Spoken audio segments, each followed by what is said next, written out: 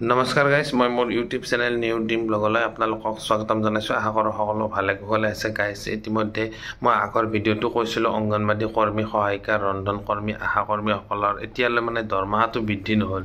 ইতিমধ্যে বাজেট অধিৱেশন চলি আছে, আপোনালোকে গমেই পায়। বাজেটত মুখ্যমন্ত্ৰী মহোদয়ে এই বিষয়টো এতিয়ালৈ একো উত্থাপন কৰা হোৱা নাই। লগতে বিত্তমন্ত্ৰী মহোদয় অজন্তা নেওগ বাইদেউ আছে।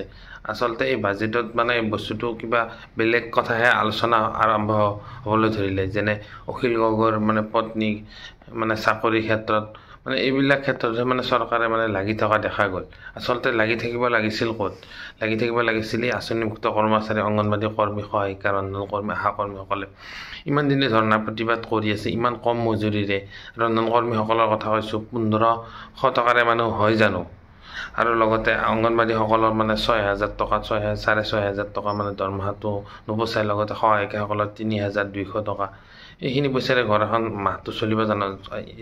ইতিমধ্যে চৰকাৰী কাম কাজো বহুত আজিকালি পঢ়াব লাগে। ইতিমধ্যে গাইজ, চৰকাৰী কৰ্মচাৰীসকললৈ সুখবৰ আহিছে, যেনে DA বৃদ্ধি হ'ব, হোলীৰ আগে আগে দৰমহা বৃদ্ধি হ'ব। যি মৰগীয়া বানচ আছে 3% পৰা 4% বৃদ্ধি পোৱাৰ সম্ভাৱনা আছে।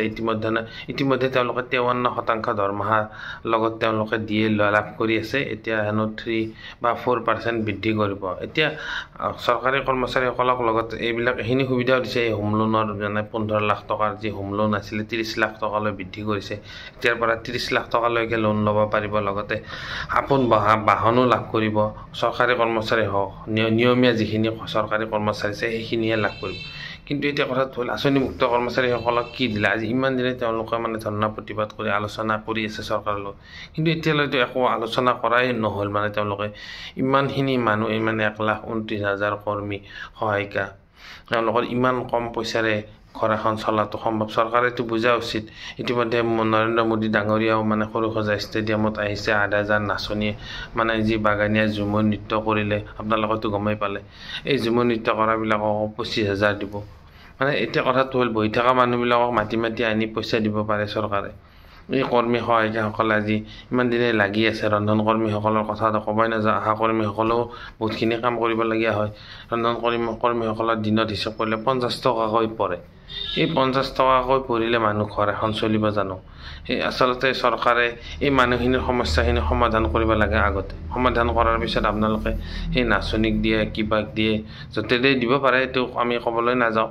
কিন্তু আচলতে এইখিনি কথাখিনি আগতে সমাধান কৰাটো উচিত। আৰু বাজেটত দেখোঁ কিবা বেলেগ কথাই আলোচনা হ'ব ধৰিলে। এতিয়া গাইজ কি হয় নাজানো, 10 মাৰ্চলৈ অপেক্ষা কৰিব লাগিব। 10 মাৰ্চত এই বাজেটত উত্থাপন হোৱাৰ সম্ভাৱনা আছে।